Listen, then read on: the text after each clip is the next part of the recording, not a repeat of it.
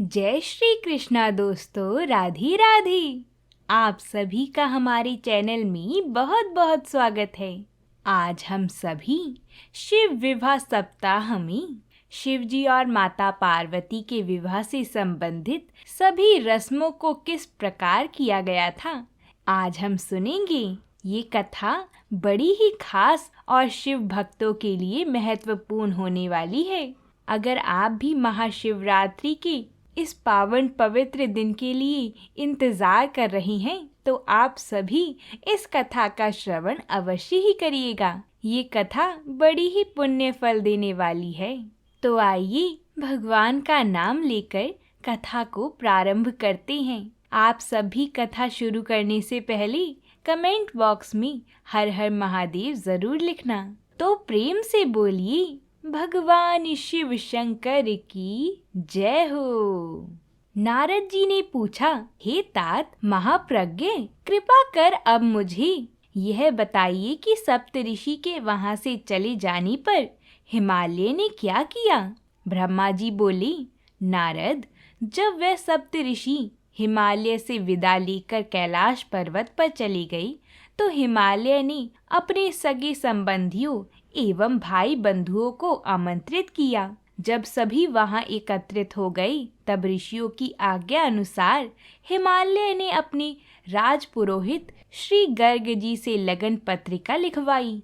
उसका पूजन अनेकों सामग्रियों से करने के पश्चात उन्होंने लग्न पत्रिका भगवान शंकर के पास भिजवा दी। गिरिराज हिमालय के बहुत से नाते रिश्तेदार लगन पत्रिका को लेकर कैलाश पर्वत पर गई। वहां पहुंचकर उन्होंने भगवान शिव के मस्तक पर तिलक लगाया और उन्हें लगन पत्रिका दे दी। शिव जी ने उनका खूब आदर सत्कार किया। तत्पश्चात वे सभी वापस लौट आए। शुभ मुहूर्त में गिरिराज हिमालय जी ने मांगलिक कार्यों का शुभारंभ किया। घर की स्त्रियां मंगल गीत गाने लगीं। हर जगह उत्सव होने लगे। देवी पार्वती का संस्कार करने के पश्चात वहां उपस्थित नारियों ने उनका श्रृंगार किया। सभी रीतियां होने लगीं। गिरिराज हिमालय द्वारा निमंत्रित सभी बंधु बांधव उनके निवास पर पधारने लगे। इस विवाह को लेकर सभी बहुत उत्साहित थे।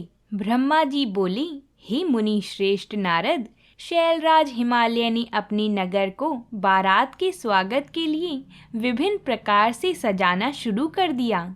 विश्वकर्मा जी को गिरिराज हिमालय ने आदर पूर्वक बुलवाया और उन्हें एक दिव्य मंडप की रचना करने को कहा। वह मंडप 10,000 योजन लंबा और चौड़ा था। वह दिव्य मंडप 40,000 कोस के विस्तृत क्षेत्र में फैला हुआ था।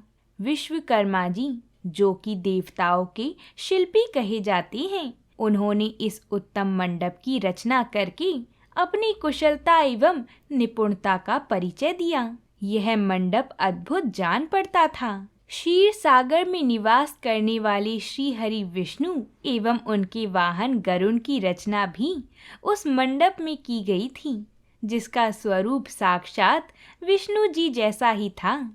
इस प्रकार जब सुंदर एवं दिव्य मनोरम मंडप की रचना हो गई और सभी देवताओं के ठहरने के लिए यथा योग्य लोकों का भी निर्माण कर दिया गया, तो शैलराज हिमालय जी ने विश्वकर्मा जी को बहुत बहुत धन्यवाद दिया।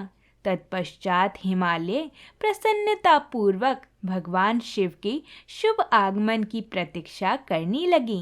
ब्रह्मा जी बोले, हे मुनि श्रेष्ठ नारद, लगन पत्रिका को पाकर भगवान शिव ने मन में बहुत हर्ष का अनुभव किया। तब शिव जी प्रसन्नता पूर्वक सप्तऋषियों से बोले कि हे मुनियों, आपने मेरे लिए इस शुभ कार्य का संपादन किया है और मैंने इस विवाह हेतु अपनी स्वीकृति प्रदान कर दी है। अंततः आप सभी मेरे विवाह में सादर आमंत्रित हैं।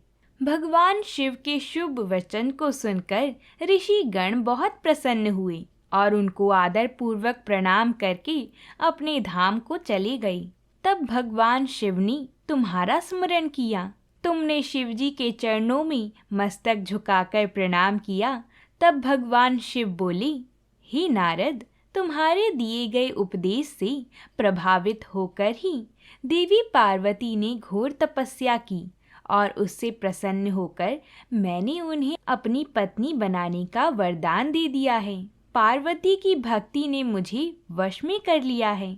अब मैं उनके साथ विवाह करूंगा। इसी प्रकार सब देवता, देवराज इंद्र आदि भी अपने अपने गणों एवं परिवार के साथ सुंदर वस्त्रों एवं बहुमूल्य आभूषणों से शोभ्यमान होकर वहां पहुंच गए। सिद्ध, चारण, गंधर्व, ऋषि, मुनि सब सहर्ष विवाह में सम्मिलित होने के लिए कैलाश पर पहुंच गई। अप्सराएं नृत्य करने लगीं। त्रिलोकीनाथ भगवान शिव ने स्वयं आगे बढ़कर सभी अतिथियों का सहर्ष आदर सत्कार किया। उस समय कैलाश पर्वत पर बहुत अनोखा और महान उत्सव होने लगा। सभी देवगण हर कार्य को कुशलता के साथ संपन्न कर रहे थे, मानो उनका अपना ही कार्य हो। प्रसन्नता पूर्वक सातों मार्तकाएं शिवजी को आभूषण पहनाने लगी। लोकोचार रीतियां करके भगवान शिव की आज्ञा से श्री हरि, विष्णु आदि सभी देवता वर यात्रा अर्थात बारात ले जाने की तैयारी करने लगी। सातों माताओं ने भगवान शिव का श्रृंगार किया। उनके मस्तक पर तीसरा नेत्र मुकुट बन गया। चंद्रकला का तिलक लगाया गया। उनके गले में पड़े दोनों सांपों को उन्होंने और ऊंचा कर लिया और वे इस प्रकार प्रतीत होने लगी मानो सुंदर कुंडल हों। इसी प्रकार सभी अंगों पर सांप लिपट गए जो आभूषण की सी शोभा देने लगी। सारे अंगों पर चिता की भस्म रमा दी गई। वह चंदन के समान चमक उठी। वस्त्र के स्थान पर सिंह तथा हाथी की खाल को उन्होंने ओढ़ लिया। इस प्रकार श्रृंगार से सुशोभित होकर भगवान शिव दूल्हा बनकर तैयार हो गए। उनके मुखमंडल पर जो आभा सुशोभित हो रही थी उसका वर्णन करना कठिन है। वह साक्षात ईश्वर हैं। तत्पश्चात समस्त देवता, यज्ञ, दानव, नाग, पक्षी, अप्सरा और महर्षि गण मिलकर भगवान शिव के पास गए और प्रसन्नता पूर्वक बोले, हे महादेव, महेश्वर जी, अब आप देवी पार्वती को ब्याह लेने के लिए हम लोगों के साथ चलिए और हम पर कृपा कीजिए। क्षीर सागर के स्वामी श्री हरि विष्णु जी भगवान शिव को आदर पूर्वक, हे देवाधिदेव महादेव, भक्त वत्सल, आप सदैव ही अपने भक्तों के कार्य को सिद्ध करते हैं। हे प्रभु, आप गिरिराज नंदिनी देवी पार्वती के साथ वेदोक्त रीति से विवाह करिए। आपके द्वारा उपयोग में लाई जाने वाली विवाह रीति ही जगत में विवाह रीति के रूप में विख्यात होगी। भगवन, आप कुल धर्म के अनुसार मंडप की स्थापना करके इस लोक में अपने यश का विस्तार कीजिए। भगवान विष्णु के ऐसा कहने पर महादेव जी ने विधि पूर्वक सब कार्य करने के लिए मुझसे कहा। तब मैंने श्रेष्ठ मुनियों के साथ भगवान शिव की प्रेरणा से विधि पूर्वक अभ्युदायी कर्म कराई। सबने मिलकर भगवान शंकर की रक्षा विधान करके यजुर्वेद द्वारा स्वस्ति वाचन किया। फिर सभी ऋषियों ने सहर्ष मंगल कार्य संपन्न कराई। तब भगवान शिव हर्ष पूर्वक देवताओं और ब्राह्मणों को साथ लेकर अपने निवास स्थान कैलाश पर्वत से बाहर आई। उस समय शिव जी ने सब देवताओं और ब्राह्मणों को आदर पूर्वक हाथ जोड़कर नमस्कार किया। चारों ओर गाजे बाजे बजने लगे। सभी मंत्र मुग्ध होकर नृत्य करने लगे। वहां बहुत बड़ा उत्सव होने लगा।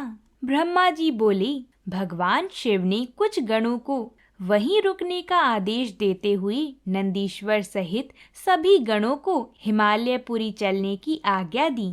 उसी समय गणों के स्वामी शंखकर्ण करोड़ों गण साथ लेकर चल दिए। फिर भगवान शिव की आज्ञा पाकर गणेश्वर, शंखकर्ण, वीरभद्र अपनी असंख्य गणों को साथ लेकर चल पड़ी। नंदीश्वर एवं गणराज भी अपने अपने गणों को ले क्षेत्रपाल और भैरव के साथ उत्साहपूर्वक चल दिए। उन सभी गणों के सिर पर जटा, मस्तक पर चंद्रमा और गले में नील चिन्ह था। शिवजी ने रुद्राक्ष के आभूषण धारण किए हुए थे। शरीर पर भस्म सभी गणों ने हार, कुंडल, केयूर तथा मुकुट पहने हुए थे। इस प्रकार त्रिलोकी महादेव जी अपने लाखों करोड़ों शिव गणों तथा मुझे श्री हरि विष्णु जी और अन्य सभी देवताओं को साथ लेकर धूमधाम से हिमालय नगरी की ओर चल दिए। शिवजी नंदी बैल पर सवार होकर पार्वती जी को ब्याहने के लिए चल दिए। इस समय चंडी देवी महादेव जी की बहन बनकर खूब नृत्य करती हुई उस बारात के साथ हो चली। चंडी देवी ने सांपों को आभूषण की तरह पहना हुआ था। करोड़ों भूत प्रेत उस बारात की शोभा बढ़ा रहे थे। चारों दिशाओं में डमरू, भेरियों और शंखों के स्वर गूंज रहे थे। उनकी ध्वनि मंगलकारी थी, जो विघ्नों को दूर करने वाली थी। श्री हरि विष्णु जी सभी देवताओं और शिवगणों के बीच में अपने वाहन गरुड़ पर बैठकर चल रहे थे।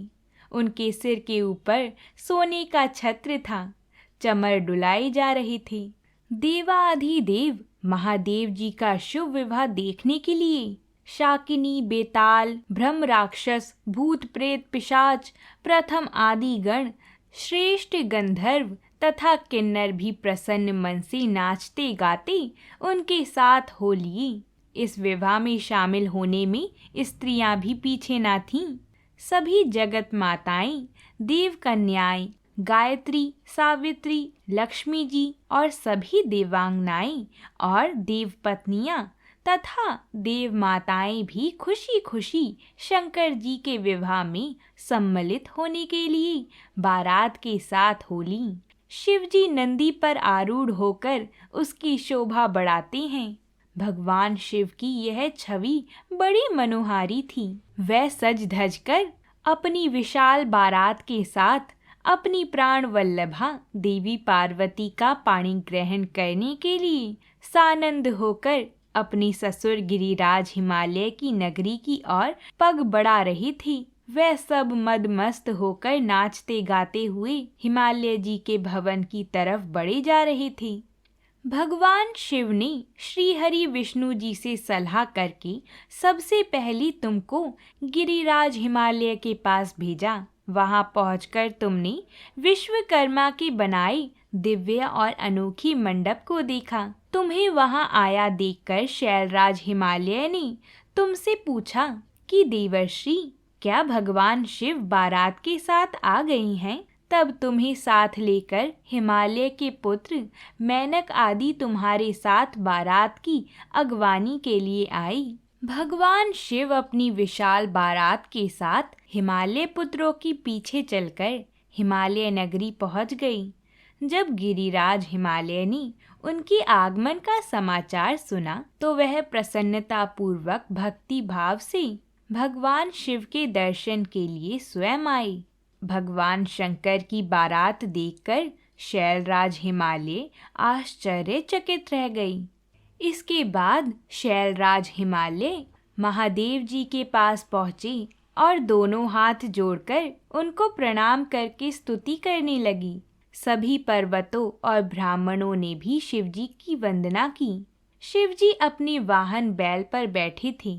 भगवान शिवजी आभूषणों से विभूषित थे तथा दिव्य प्रकाश से आलोकित थे। उनके लावण्य से सारी दिशाएं प्रकाशित हो रही थीं। नारद, जैसा तुम जानते ही हो, भगवान शिव परम ब्रह्म परमात्मा हैं। वह ही सबके ईश्वर हैं। वह इस जगत का कल्याण करते हैं। वह सच्चिदानंद स्वरूप हैं और सर्वेश्वर हैं। उनके बाएं भाग में श्री हरि विष्णु जी गरुड़ पर बैठे थे तो दाएं भाग में मैं ब्रह्मा स्थित था। हम तीनों के स्वरूप का एक साथ दर्शन कर गिरिराज आनंद मग्न हो गए। तत्पश्चात शैलराज ने शिवजी के पीछे तथा उनके आसपास खड़े सभी देवताओं के सामने अपना मस्तक झुकाया और सभी को बारंबार प्रणाम किया। शैलराज हिमालय अपने निवास की ओर चल दिए और वहां जाकर उन्होंने अपने पिता गिरिराज हिमालय की आज्ञा पाकर उनके पुत्र उस ओर चल दिए जहां बारात के ठहरने की व्यवस्था की गई थी। वहां वह भगवान शिव के पास पहुंचे। प्रणाम करके उन्होंने अपने पिता द्वारा कही इस सभी बातों से शिवजी को अवगत कराया। सभी देवताओं ने तैयार होकर गिरिराज हिमालय के घर की ओर प्रस्थान किया। महादेव जी के साथ भगवान विष्णु और मैं शीघ्रता पूर्वक चलने लगी। तभी देवी पार्वती की माता देवी मैना के मन में त्रिलोकीनाथ भगवान शिव को देखने की इच्छा हुई। हे नारद, देवी मैना तुम्हारे साथ अपने भवन के सबसे ऊंचे स्थान पर जाकर खड़ी हो गईं। तब देवताओं की सजी सजाई सेना को देखकर मैना बहुत प्रसन्न हुई। बारात में सबसे आगे सुंदर वस्त्रों एवं आभूषणों से सजे हुए गंधर्व गण अपने वाहनों पर सवार होकर बाजे बजाते और नृत्य करते हुए आ रहे थे। इनके गण अपने हाथों में ध्वज की पताका लेकर उसे फहरा रहे थे।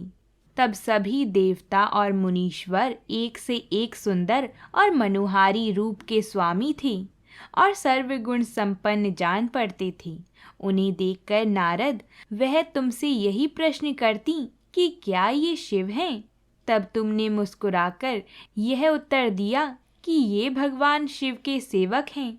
देवी मैना यह सुनकर हर्ष से विभोर हो जाती कि जब उनके सेवक इतने सुंदर और वैभवशाली हैं, तो वे स्वयं कितने रूपवान और ऐश्वर्य संपन्न होंगे। उधर दूसरी ओर भगवान शिव जो कि सर्वेश्वर हैं, उनसे भला जगत की कोई बात कैसे छिप सकती है। वे देवी मैना के हृदय की बात तुरंत जान गई और मन ही मन उन्होंने उनके मन में उत्पन्न अहंकार का नाश करने का निश्चय कर लिया।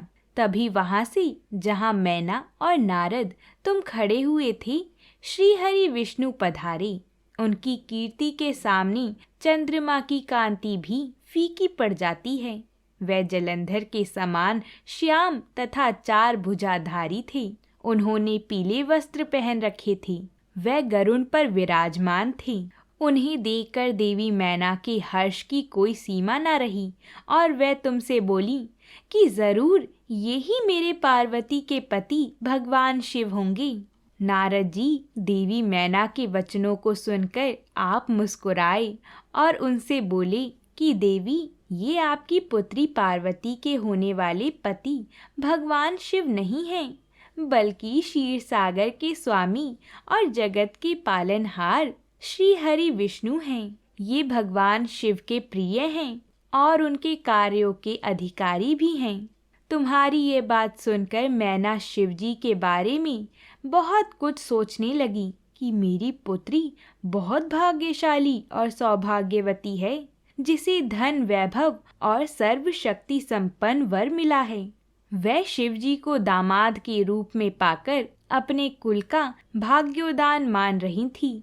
इस प्रकार देवी मैना अभिमान में आकर जब यह सब कह रही थी, उसी समय उनका अभिमान दूर करने के लिए अपने अद्भुत रूप वाले गणों को आगे करके शिवजी भी आगे बढ़ने लगे। भगवान शिव के सभी गण मैना के अहंकार और अभिमान का नाश करने वाले थे। भूत, प्रेत, पिशाच आदि अत्यंत कुरूप गणों की सेना सामने से आ रही थी। उनमें से कई बवंडर का रूप धारण किए हुए थे। किसी की टेढ़ी सूंड थी, किसी के होठ लंबे थे, किसी के चेहरे पर सिर्फ दाढ़ी मूछें ही दिखाई देती थीं। किसी के सिर पर बाल नहीं थे तो किसी के सिर पर बालों का घना जंगल था। किसी की आंखें नहीं थी, कोई अंधा था तो कोई काना। किसी की नाक ही नहीं थी तो कोई औंधा होकर चल रहा था। कोई वाहन पर उल्टा होकर बैठा हुआ था। उनमें कितने ही लंगड़े थे। सभी शिवगण अत्यंत कुरूप और विकराल दिखाई देते थे। कोई सींग बजा रहा था, कोई डमरू तो कोई गोमुख को बजाता हुआ आगे बढ़ रहा था। भूत प्रेतों की इतनी बड़ी सेना को देखकर देवी मैना भय से कांपने लगी।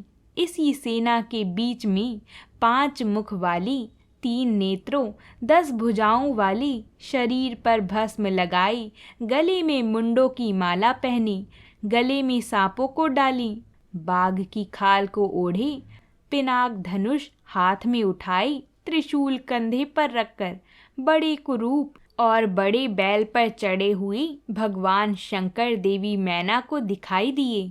उनके सिर पर जटाजूट थी और आंखें भयंकर लाल थीं। नारद, तभी तुमने मैना को बताया कि वह ही भगवान शिव हैं।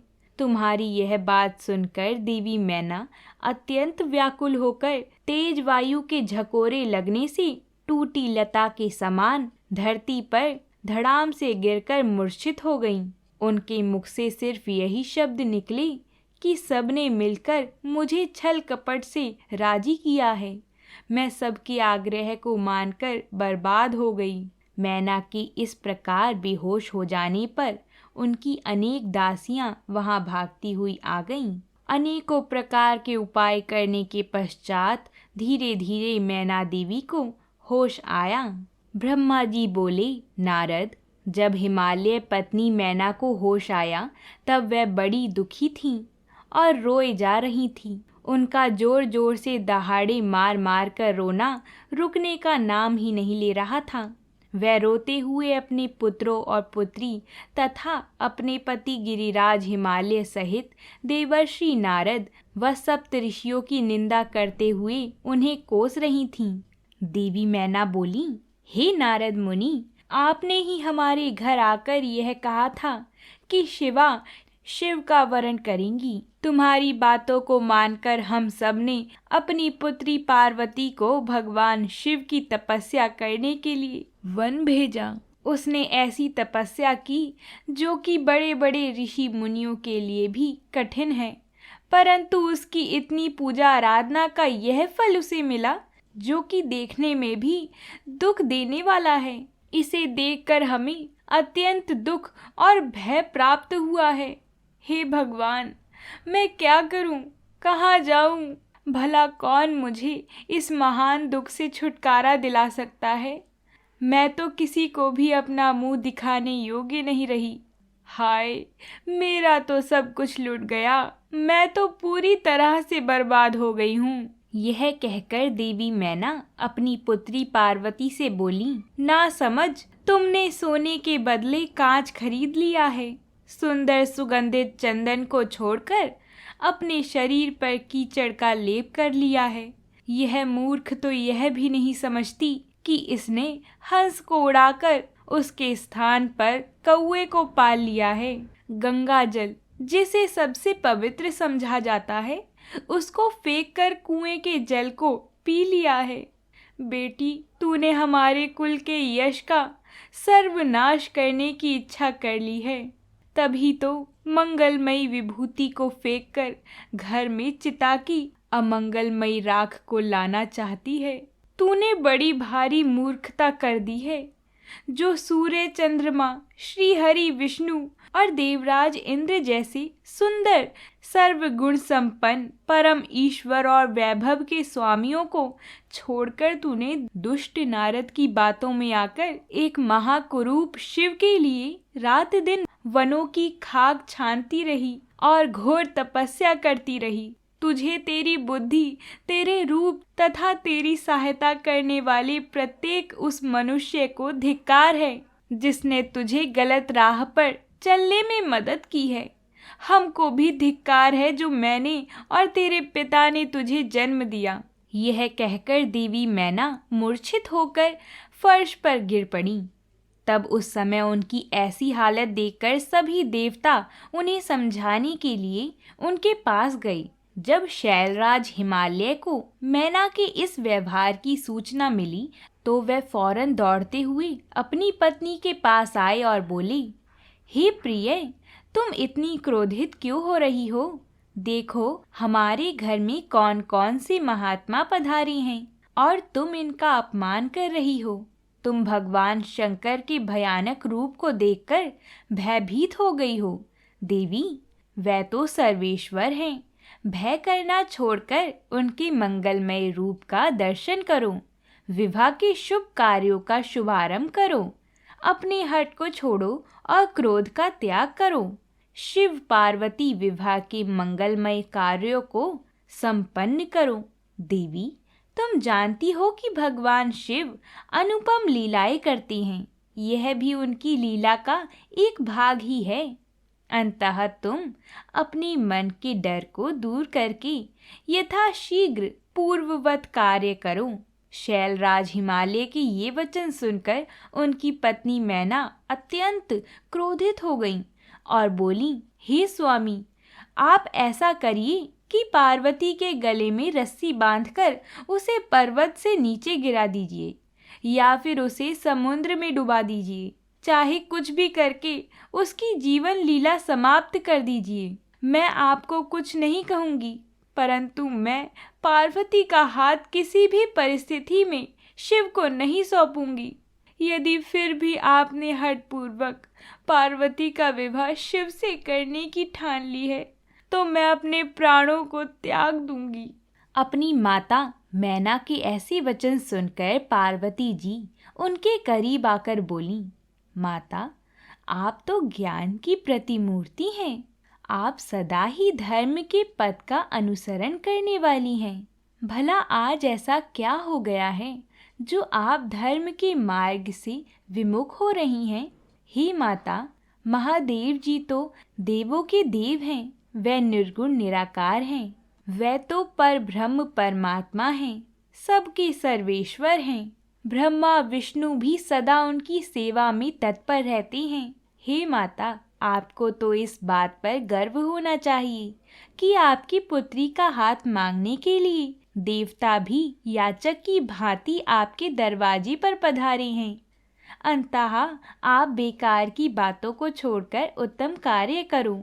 मुझे भगवान शिव के हाथों में सौंपकर अपने जीवन को सफल कर लो। मुझे भगवान शिव के चरणों में उनकी सेवा के लिए समर्पित कर दो माँ। मैंने मन, वाणी और क्रिया द्वारा भगवान शिव को अपना पति मान लिया है। अब मैं किसी और का वरण नहीं कर सकती। मैं सिर्फ महादेव जी का ही स्मरण करती हूँ। उन्हें पति रूप में पाने की इच्छा लेकर ही मैंने अपनी जिंदगी के इतने वर्ष बिताए हैं। भला आज मैं कैसे अपने वचन से पीछे हट जाऊं? पार्वती जी के ये वचन सुनकर देवी मैना बहुत क्रोधित हुईं और उन्हें डांटने तथा बुरे वचन कहने लगीं। देवी मैना रोती जा रही थीं। तब भगवान श्रीहरि विष्णु जी आई और वह बोली, हे देवी, आप सब कुछ भूलकर सच्चे मन से शिव जी का स्मरण करके उनके चरणों में अपना ध्यान लगाएं।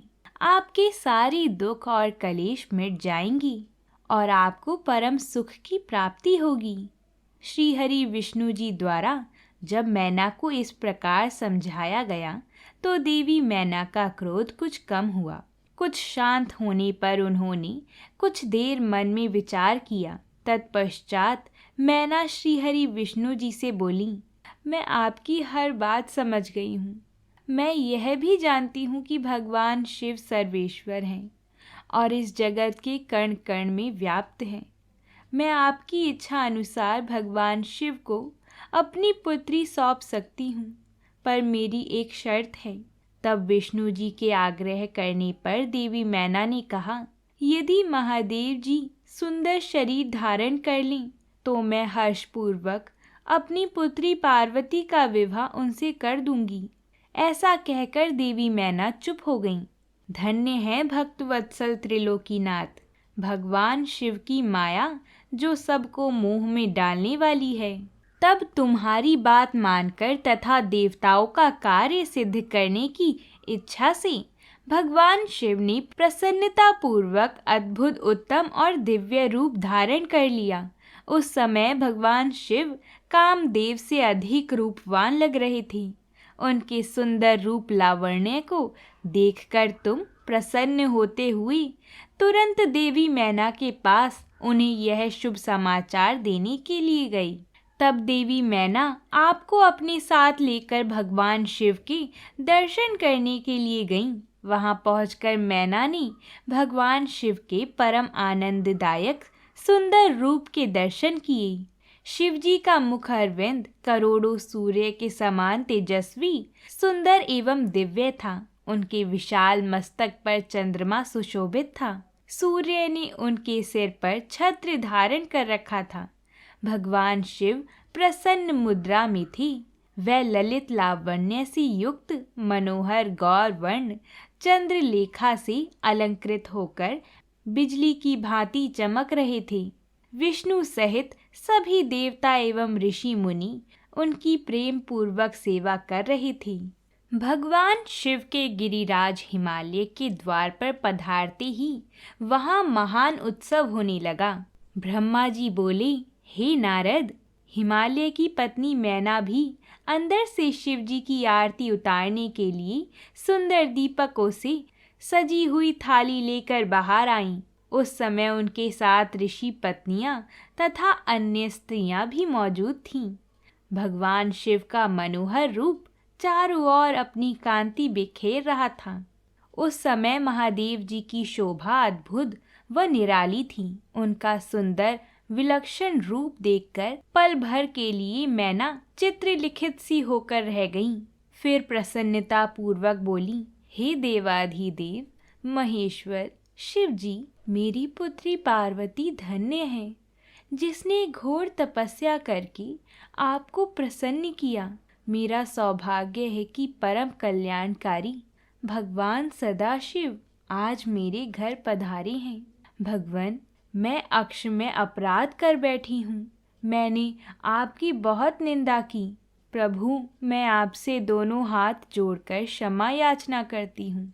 कृपा कर मेरी भूल क्षमा करें और मुझ पर प्रसन्न हो जाएं। इस प्रकार चंद्रमौली भगवान शिव की स्तुति करती हुई शैलप्रिया मैना लज्जित होते हुए नतमस्तक हो गईं। उस समय पधारी सभी स्त्रियां मैना जी से कहने लगीं कि हमने तो इतना सुंदर वर किसी के विवाह में भी नहीं देखा। पार्वती धन्य है जो उसे ऐसा पति प्राप्त हो रहा है। भगवान शिव के मनोहारी रूप के दर्शन करके सब देवताओं सहित ऋषि मुनि बहुत प्रसन्न हुए। तत्पश्चात महादेव जी व उनके साथ बारात में पधारे हुए सभी महानुभव जनवासी में चले गए।